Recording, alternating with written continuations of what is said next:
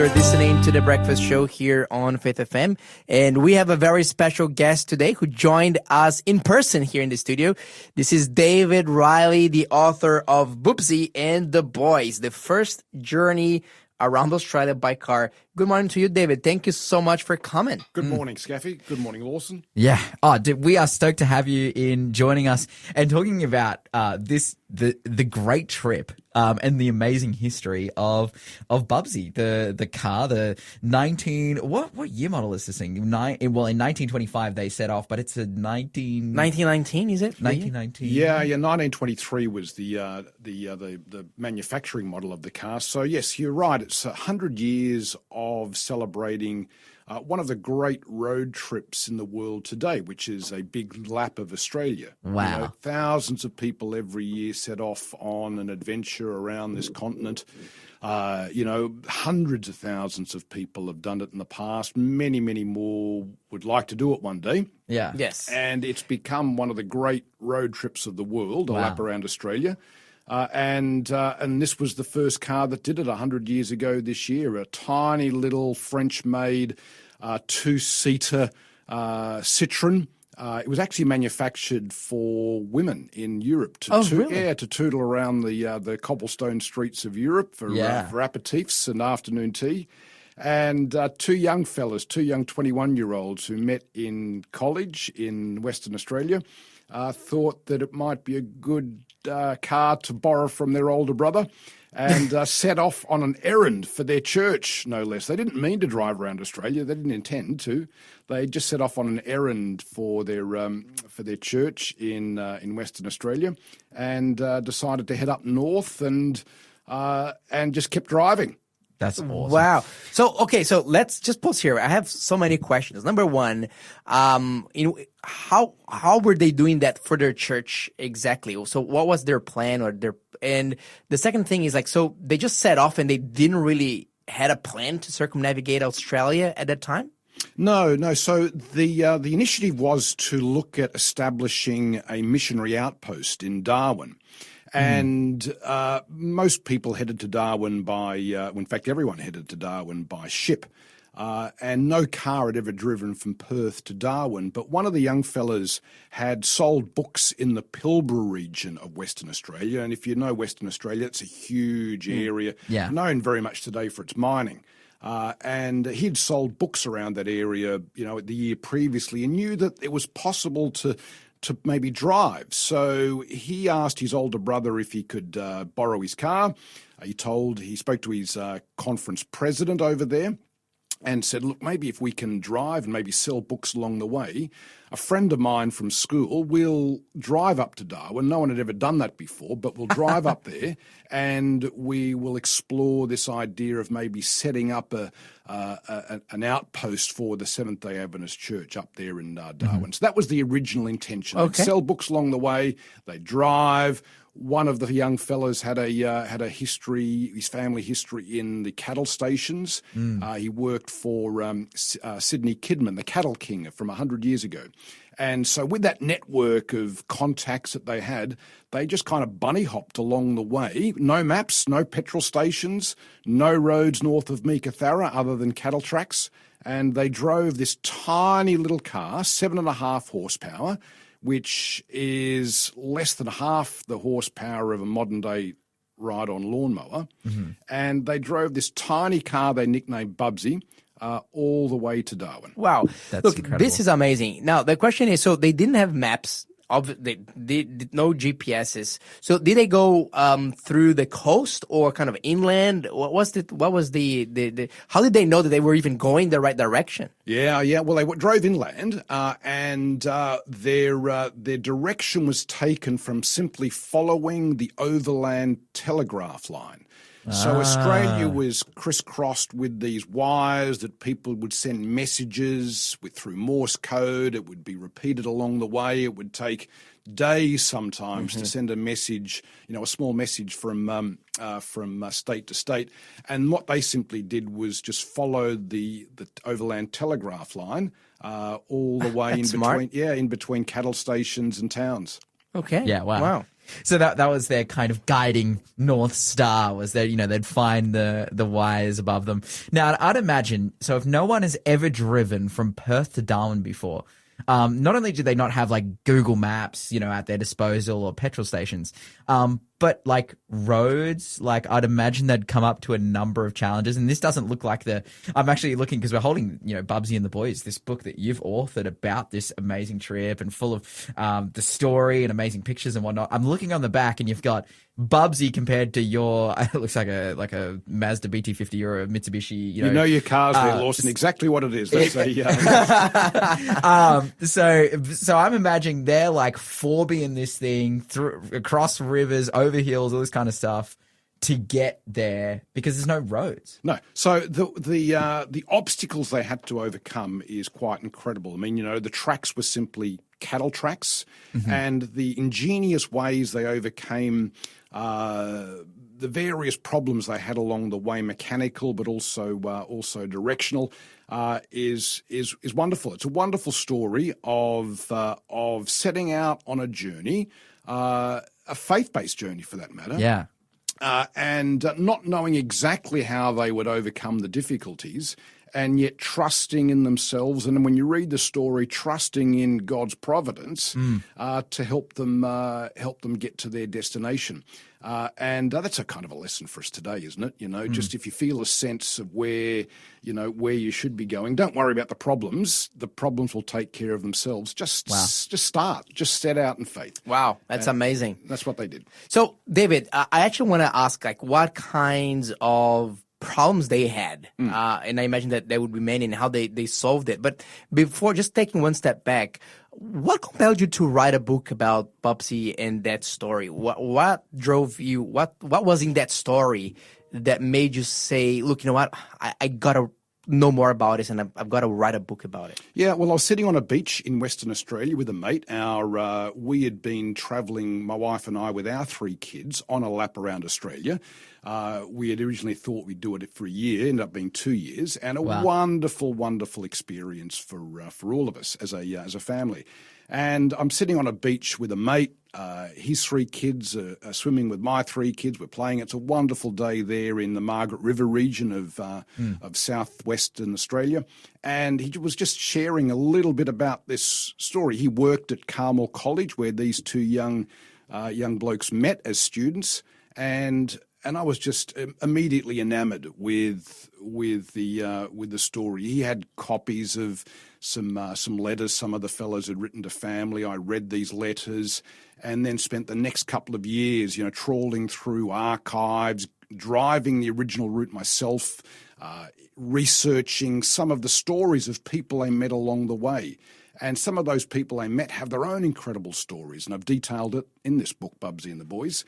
And it's just a wonderful, wonderful story of adventure, of the Australian outback 100 years ago, of the history of our car industry, of cattle station culture back then, and I'm hoping that readers, as they go through this, will just read through it, enjoy the story, but also be inspired themselves to set out on their own adventure. Yeah, I love that. And so you actually walked on their tracks, did you? So you've done like a similar... Yeah, we drove the route in 2022, a few years ago, as part of the research for the book, but also because it's just great fun. Yeah. Great fun. Sleeping rough out there in the outback under, a huge sky, incredible blues during the day and wonderful stars at night, and the reds of the earth, the wonderful sounds of the Australian bush. And so a lot of those people we met along the way are also very excited about this story that we've just published. Wow! So, just a quick question: were the telegraph poles still there? Some of them were, yeah. Oh, really? Yeah, some of them were 100 years later. Not really used anymore, but you can see the remnants of this overland telegraph line that connected Australia together. Wow. In fact, connected to the rest of the world too. Very good. So, David, I actually want to ask, so what kind of challenges did the boys face? And I think that the most obvious one is like fuel. With no fuel stations, how did they manage to refuel Bubsie? Faith, luck, good fortune, Yeah. bit of salesmanship as they encourage various people to sell them fuel or borrow from them their petrol. But other obstacles included getting across rivers. Some of you listeners may know some of this story where they were towed across by local Aboriginal and First Nations people across dry riverbeds. Their tyres had so many punctures. In fact, there's ingenious ways in which they tried to repair that, including stuffing their tyres with the skin of animals. That's awesome. Until they realised that what that was doing was the friction was cooking the meat. So it's funny that two vegetarian missionaries were using animal carcasses in their tyres that made their car stink after a while. They had a number of mechanical problems, but I think that it's a wonderful story to all of us that no matter what the obstacle, if you just persevere, if you pray, which they did quite a lot, these things can be overcome. Wow. Yeah, I remember because, we've had the Incredible Journey guys on here as well. Shout out to Gary Kent and the crew talking about Bubsie too, and stories of, them having a breakdown and running out of fuel and walking 50 miles to the next cattle station and getting someone to machine them apart that they needed to replace something and, to hold the suspension together or something. Like there was some serious challenges. Again, these are two young guys. Lawson himself has some interesting stories of fixing up bikes with a bit of a whatever bush he had mechanic as well. Yes, So I appreciate one of them it. actually included a used underwear to hold on exhaust pipes. That's so classic. This conversation's taken a twist I wasn't expecting. That's right. But because that initial journey of Perth to Darwin, I think was from my recollection of their story was kind of the big challenge. No one had ever done it before. Once they'd gotten past Darwin, though, and they started to circumnavigate the rest of Australia, did they find themselves in such issues and difficulties, or was it a little bit easier from there? Oh, look, it's easier once you get to the East Coast, apart from a section across the Nullarbor. Sure. So, look, a lot of the hard work was done once they got to the East Coast there in Queensland, but still, there was a number of things for them to overcome. One of the things that they had to overcome was when they were in Darwin and they decided, through the encouragement of a Citroen car dealer, to continue driving. They didn't know that two other cars had set off from Perth in an attempt to become the first car to drive around Australia. And So they were competition. So yes, and there was great fanfare as these two cars set off in a race, set off within 24 hours. The press, though, didn't realise that Bubsie and the boys were already up in Darwin. Because they had not intended to drive around Australia, so there was no press releases, there was no big launch and send off. So this actual drive that Bubsie and the boys set off on ended up becoming a race. And so I've detailed this story in the of the two other cars and the two other sets of drivers, and it was a close run thing. When you read through the story, it's almost as if Bubsie wasn't going to become the first car to circumnavigate Australia, but it did, of course. We know that from history, and the car itself is now there in the National Museum of Australia in Canberra as a vehicle of national significance, the first car to lap Australia, and the curators of the National Museum there in Canberra love Bubsie, love it. They reckon that because it's so simple to start, it's so simple in its engineering, they reckon that they'll be able to start this car in a couple hundred years. Because it is so simple, whereas a lot of the newer cars that they have, which need computers and software, they say there's no way we're going to be able to run these things in years to come. Yeah. But Bubsie, as a vehicle, they love because it's so simple. It's just such a pretty little thing. Yeah. And when you see it, you think, no way could this car be the first to travel around Australia with no roads, and no petrol stations along the way. So the car is convertible, from what I'm seeing here. Yeah. So were they able to brave bad weather with it, Yep. or? Yes, with discomfort. So this little leather canopy that you pull up, and it's a tiny little cabriolet. These two fellas were 6 feet tall each. And, when you pull the canopy up, you kind of got a hunch into it. But they needed that for protecting them from the Australian sun, of course. And on those occasions where it rained, and it did rain heavily, that did also protect them from some of the bad weather. Yeah. Wow.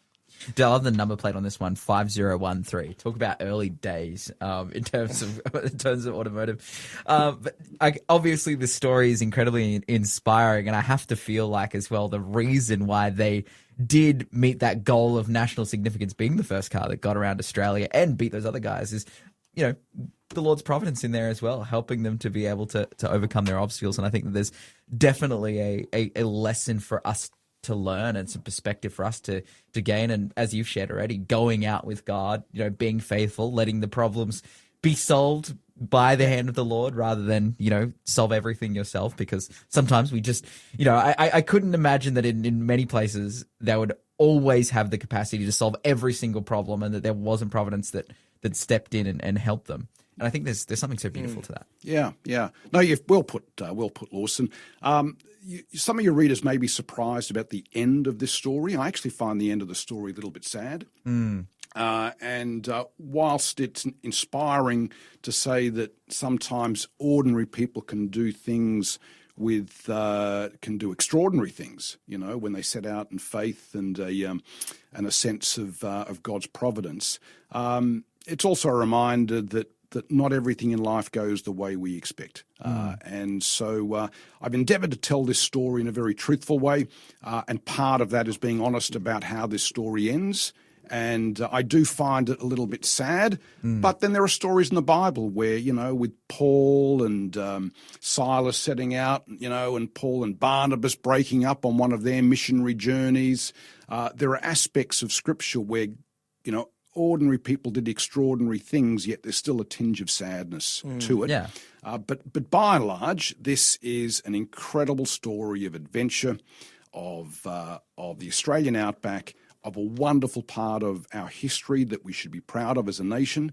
And I'm hoping this story, Bubsie and the boys, does it justice. David, thank you so much. Now, we have 3 copies here on the studio of Bubsie and the Boys that we are giving away for, we will choose recipients that text us with the word Bubsie, Bubsie, to 0491 064 669. If you're interested in reading that story and getting to know it, perhaps sharing it with the people that you love, again, text us with the word Bubsie, Bubsie, to 0491 064 669, and we are going to choose 3 winners for that book if you participate.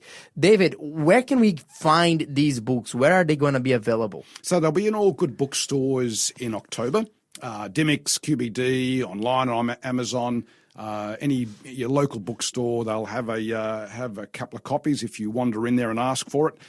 The Adventist Book Centre is selling it as a pre-launch thing over the next month or so. So if you go onto the website for the Adventist Book Centre, they'll have copies shipping next week, or maybe even this week.